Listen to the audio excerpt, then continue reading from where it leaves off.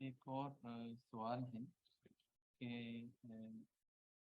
کسی کے اوپر جن کا اثر ہے اور وہ جن جو ہے اسے زنا کے لیے مجبور کرتا ہے، اس کا کیا علاج ہے؟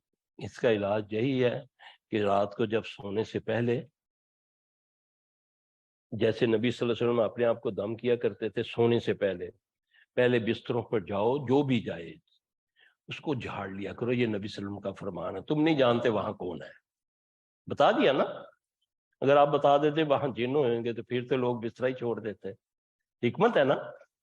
بسم اللہ کر کے بستر پہ بیٹھو، آیت الکرسی پڑھو، بقرہ کی آخری 2 آیتیں پڑھو، پھر اس کے بعد اخلاص فلق ناس پڑھ کے 3 بار، ایک بار پڑھا ہاتھوں کو پورے جسم پہ ہاتھ پھیرنا ہے، پھر دوسری بار اخلاص فلق ناس پڑھو، پھر پھیرو، پھر تیسری بار پھیرو، پھر اللہ کے سپرد کر کے سو جاؤ. پھر واٹس ایپ پہ مت بیٹھو، ہاں جی، پھر فیس بک پہ مت بیٹھو، ہیلو ہائی مت کرو، ہاں جی، ذکر کر کے سو جاؤ گے، انشاءاللہ شیطان دفع ہو جائے گا. بیٹھا میں فلماں دیکھنا پہ دعاواں بھی نال پڑھدا پیا، ادھر سلام پھیرا، ادھر نال ہی پوجو جو شیپ کر فیس بک تے شروع ہو گئے. اللہ کے بندو، تم کو کیا پتا تم نے کون سا عمل کیا ہے. اور نبی صلی اللہ علیہ وسلم نے فرمایا جب تک نماز پڑھ کے بندہ اپنی جگہ پر بیٹھا اللہ کا ذکر کرتا ہے، اس پر فرشتے آسمانوں سے کہتے ہیں اللہم اغفر لہ ورحمہ. جب تک وہ کسی سے بات نہیں کرتا اور نہ ہی وہ اپنی جگہ چھوڑتا ہے. ہمیں کیا ہے، جیسے اسلام پھرا یا پاکٹ میں ہاتھ گیا موبائل یا اٹھ کے باہر جوتوں والی جگہ پہ گھنٹہ کھڑے ہو جانا ہے، یہاں نہیں بیٹھنا ہے، جیسے کہ کسی کا جوتا اٹھا کر بھاگنا ہوتا ہے. ہاں کوئی عذر ہے تو ٹھیک ہے، لیکن چند منٹ تو دو یار. پڑھو نا اس جگہ بیٹھ کر، ایک بار پڑھو آیت الکرسی 3 نمازوں میں، ایک بار اخلاص فلق ناس پڑھو، 33 بار سبحان اللہ الحمدللہ پڑھ کے اپنے آپ کو دم کر کے اٹھو اور نماز میں، اور نماز کو اول وقت میں پڑھو. دیکھو پھر حصار بنتا کہ نہیں بنتا. ہم تو لگے ہوئے پیروں تویزوں میں، ہاں جی، اے بابا جی دی کڑا لے جا جی، اے دھاگا بن لو جی، ہاں جی، بابے دی فوٹو گھر لا لو، جس لئے کڑی دوڑا پوے تے بابے دی فوٹو اگے کر دو، ٹھیک ہو جاندی ہے. اللہ اکبر. بابے دا ہی شیطان تے بابا بھی شیطان. تو نبی صلی اللہ علیہ وسلم نے فرمایا جس گھر میں تصویر ہوتی ہے، جس گھر میں کتا ہوتا ہے، وہاں رحمت کا فرشتہ نہیں آتا. خانہ کعبہ جب فتح ہوا تو آپ نے سب سے پہلے اسماعیل علیہ السلام کی تصویر کو پھاڑا ان آیتوں کے ساتھ، جعل حق و وضاحق الباطل ان الباطل کان زہوقا. تو ہم نے بابوں کی تصویریں، ہندو مورتی لگائے تو وہ ہندو کافر، تو میں بابے کی تصویر لگا کے میں مسلمان کا مسلمان. کرے غیر غرب بت کی پوجا تو کافر ہوں، ہے نا. حالی کہتا ہے نا، جو ٹھہرائے بیٹا خدا کا تو کافر ہوں، جھکے آگ پہ بہر سجدہ تو کافر، کواکب میں مانے کرشمہ تو کافر. مگر مومنوں پہ کشادہ ہیں راہیں، پرستش کریں شوق سے جس کی چاہیں.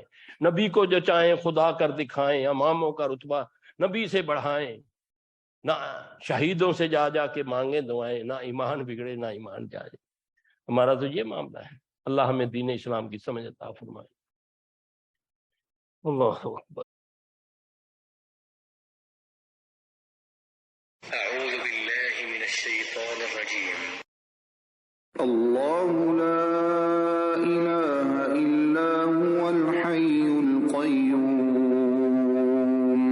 لا تأخذه سنة ولا نوم له ما في السماوات وما في الأرض من ذا الذي يشفع عنده إلا بإذنه يعلم ما بين أيديهم وما خلفهم ولا يحيطون بشيء من علمه إلا بما شاء وسع كرسيه السماوات والأرض ولا يؤوده حفظهما وهو العلي العظيم.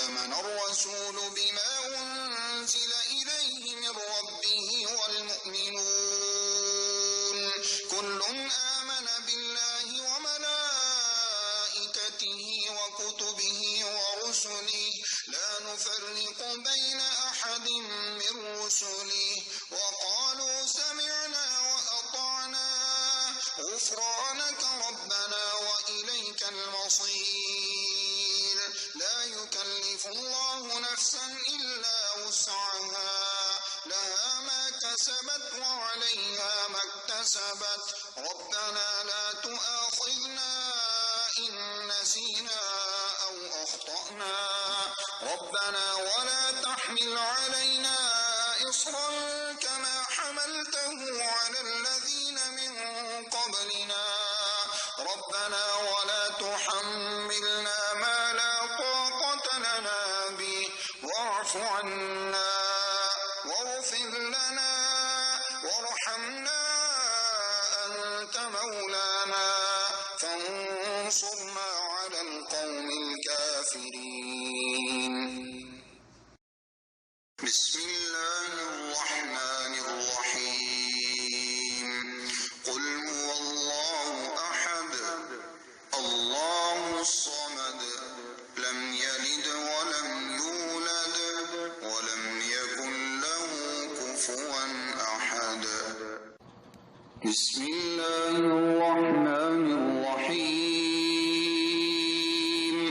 قل أعوذ برب الفلق من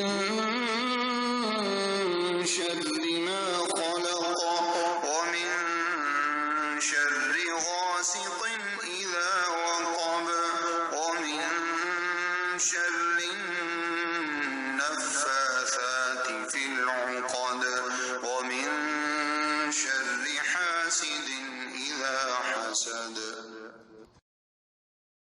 بسم الله الرحمن الرحيم قل أعوذ برب الناس ملك الناس إله الناس من شر الوسواس الخناس الذي يوسوس في صدور الناس من الجنة والناس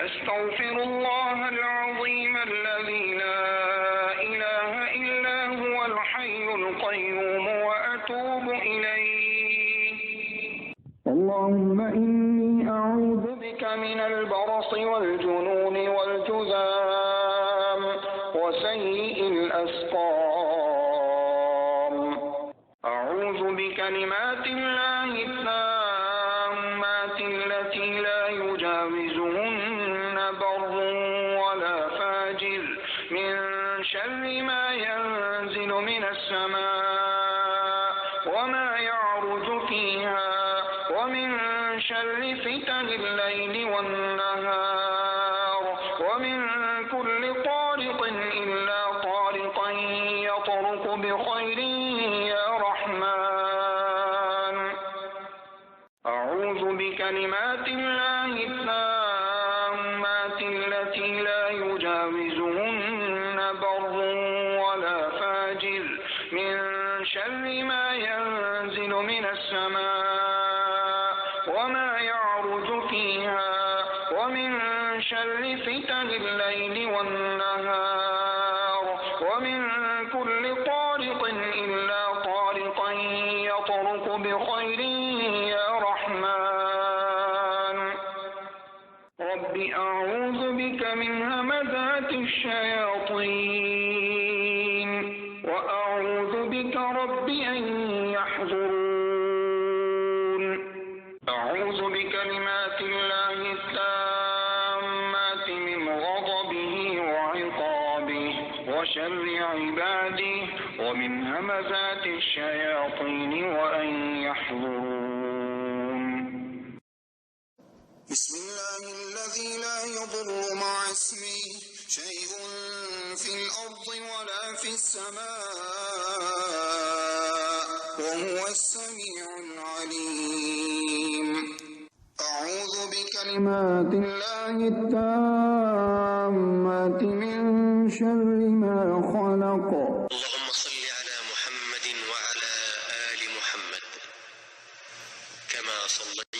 على إبراهيم وعلى آل إبراهيم إنك حميد مجيد. اللهم بارك على محمد وعلى آل محمد كما باركت على إبراهيم وعلى آل إبراهيم إنك حميد مجيد.